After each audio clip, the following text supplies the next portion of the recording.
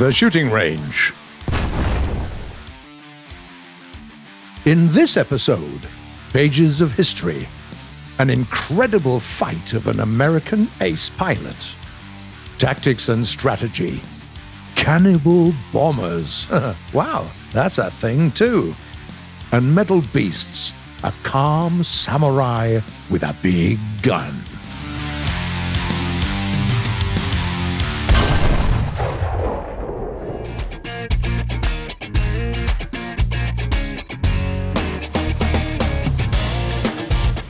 Here's a controversial thought for you to think about.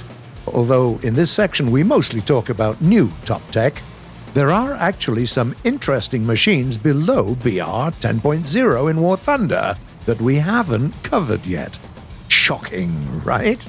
Anyway, let's get some diversity in our Metal Beast segment and take a look at, well, for example, this guy. Meet the Chi-No 2. A Japanese medium tank at BR 3.7. It can't exactly be called an impenetrable fortress or a king of roads, but even some SPGs would envy its firepower. During the war years, the Chi-No was the best serial tank of the Japanese Imperial Army, and although the machine lacked the high-end solutions and armor present on the American Pershing or the German Panther, it was at least not inferior to the Shermans or the Soviet T-34s. But the time cruelly kept pacing forward, and the question of a replacement for this tank was becoming more and more important. The Japanese industry was too exhausted to afford developing a new model from scratch, so it was decided to simply install a new long-barreled weapon on the Chi-No, the one that already was given to the prototype tank called the Chi-To. The result didn't get to know any fighting, but in War Thunder, the machine can still be studied in detail. The main weapon of this tank is a 75mm gun, which elevates from -10 to +15 degrees. There are also two 7.7mm machine guns, one for anti-aircraft purposes and another one facing forward. The armor isn't very impressive. The front is covered with armor plates that can go from 12 to 50mm in some places, and the sides have about 20 to 25mm of protection. The layout is classic for Japanese machines. The driver, the machine gunner, and the transmission are located in the front. The engine is in the back, and the other three crew members are adjacent to the ammo in the turret and in the central part of the hull. The main difference between the Chi-No 2 and its predecessor is the new gun with the Type 4 APHE round.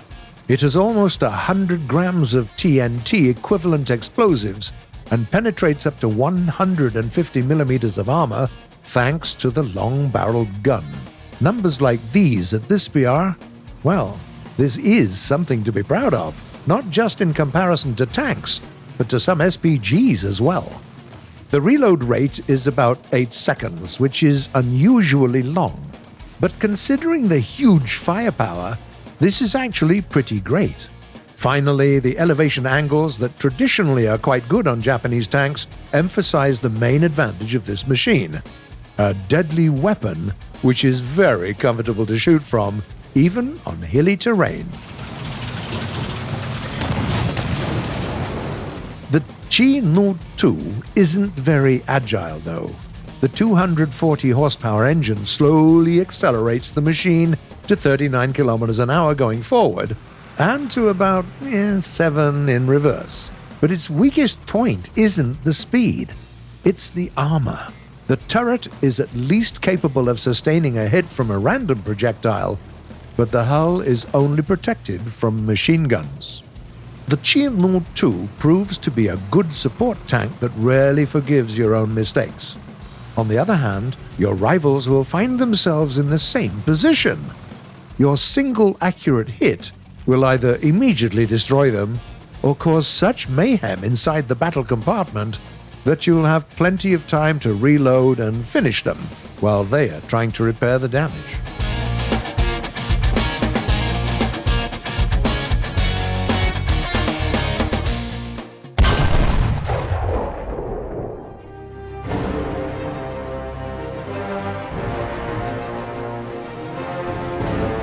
By late 1943, early 1944, the Allied air superiority over the Luftwaffe seemed very flimsy. In each raid, dozens of British and American bombers died. It was especially difficult for them to fly directly above the target and return home, as they were no longer accompanied by friendly fighters. Why? Well, because all those Thunderbolts, Lightnings, and Spitfires simply didn't have enough range to keep them safe throughout the whole mission. On January 11, 1944, events 100 kilometers west of Berlin were developing rapidly. A fighter squadron under the command of Lieutenant Colonel James Howard was racing to meet a group of friendly B-17 bombers. The Flying Fortresses desperately needed cover on the way home, as they were already beaten with shrapnel of anti-aircraft projectiles, hit with multiple shots of German fighter guns, and soaking with gasoline and oil. Howard wasn't worried, though. He finally got to fly the Mustang, the fighter of his dreams, and he already managed to bring down 3 Nazi planes in it. Long gone were the times when he, a former medical student, was taunted for being a boy from the wealthy family who just wanted some adventures. The taunt stopped when he momentarily mastered the F-3F deck biplane, and then proved himself in China, shooting down 6 Japanese aircraft with the P-40. And now he was fighting against a more serious opponent, the Luftwaffe. Meanwhile, a group of Bf-110s was climbing up to the fortresses. Howard, confident in his people, sent them down under the clouds to intercept, and flew on his own up to the bombers to count them. And only having done this, he realized what a terrible mistake was made. There were at least 3 dozen Messerschmitt Bf-109s diving from above on the bombers' formation, 2 complete Staffels under commanders Schwarm to boot, against a dozen or so damaged bombers, and 1 fighter. The rest were already far below. Howard turned his Mustang for a frontal attack and shot down the first German, who was racing ahead of everyone. A battle ensued. The German fighters formed a dense group around the lone Mustang. Fire tracers were flying in all directions, and from time to time a burning Messerschmitt would fall out of the group. The second one, third, fourth. Howard was already running out of ammo. 3 of the 4 machine guns became silent, but a 5th Messerschmitt also turned over and fell to the ground. The last burst came right into the belly of the 6th, and it, breaking up, went into a hopeless spin. But even after he was empty, Howard didn't back down. On the contrary, he continued dodging and making psychic attacks.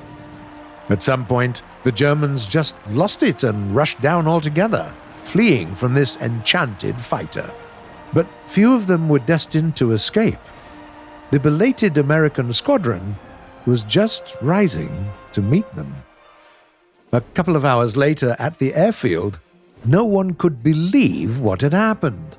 There wasn't a single hole on Howard's fighter, but the stories of gunners from the Flying Fortresses were backed by the recordings of the gun camera, so they couldn't keep calling their bluff and shouting about the impossibility of this story. Just in case, in Howard's file, they only wrote 3 instead of at least 6 grounded planes. They also awarded him the Medal of Honor and an apology. It just so happened that there was no higher award in the USA.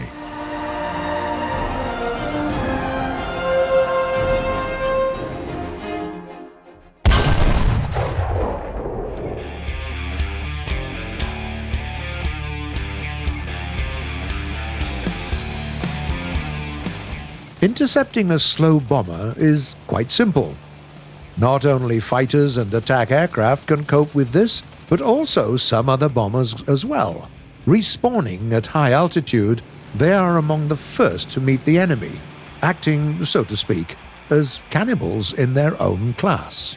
Of course, in general, this isn't their task at all, and frankly, the team won't appreciate your zeal in the slightest if you start chasing enemy aircraft instead of completing the actual priority goals. But occasionally, everyone gets an opportunity to play outside the box. Add a little fun absurdity to the gameplay and confuse the enemy. As you might have guessed, the topic of this section isn't very serious. It's actually closer to our Gentleman's Guide to Winning advice from episodes 43, 48, 52, and 141. Let's start with the British bombers. There are two Sunderland modifications that are ideally suited for the task at hand. Their main weapons are the turrets and bombs. Well, they're just a nice addition to the package. Also, don't be fooled by its appearance. The massive-looking naval bomber is actually not clumsy at all. 4 engines confidently pull it up, and in the frontal part there are 4 offensive machine guns that will be enough against any target at this BR. Defensive weapons will also come in handy, even though we'll be using them somewhat unconventionally. The front and top turrets will act as the Schräge Musik weapons. Just get yourself under the enemy bomber, and you can shoot it down almost as easily as with your offensive weapons, and get as many frags as your allied fighters. It's even somewhat logical, as your bomb load is just over 800 kilograms, so you won't deal too much damage against ground targets. For our next example, we'll take the Japanese deck-based B-7A2 Ryusei. It can also pose as a capable fighter, but for other reasons. Formally, it's a bomber, but tactically and technically, it isn't inferior to a classical interceptor. Entering the battle already mid-air, and also possessing an enviable climb rate, the Japanese is able to get not only above the bombers, but also above light enemy aircraft, and all of this long since the battle started, when nobody's yet expecting to be attacked from above. After you made a couple of frags, you can switch to helping your friendly fighters, because why not? Your air brakes come in quite handy during boom and zoom attacks, and double-slotted flaps provide for maneuverability that's on par with the Zero itself, even despite the fact that this machine isn't that light.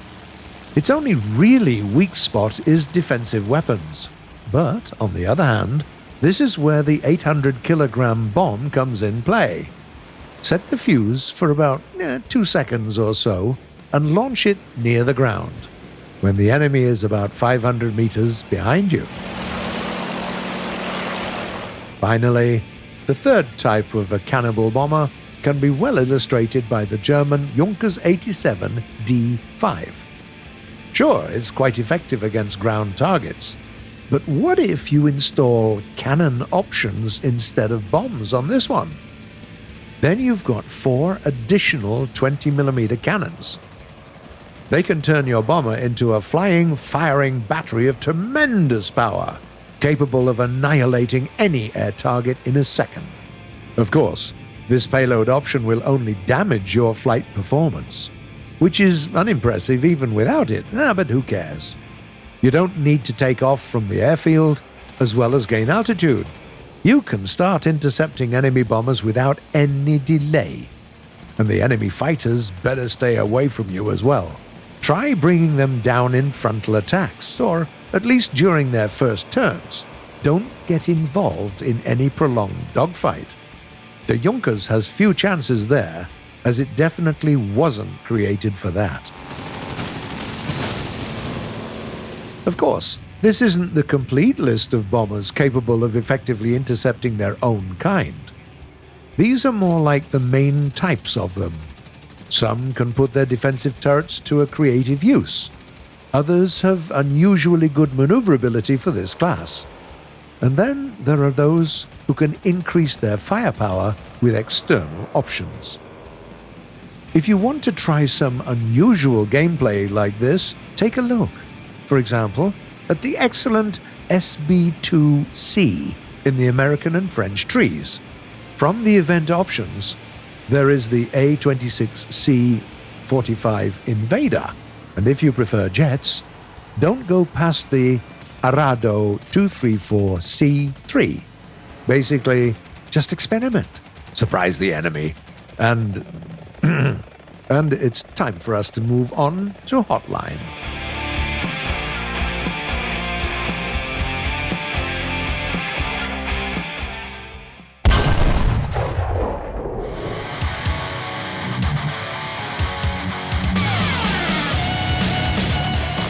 The first message was sent by a player called Galaxy. Talking about interceptors, I would love to see pages of history, the Mosquito. Well, this machine has already been a guest of Metal Beasts in episode 13, and we've certainly been mentioning it here and there in pages of history as well.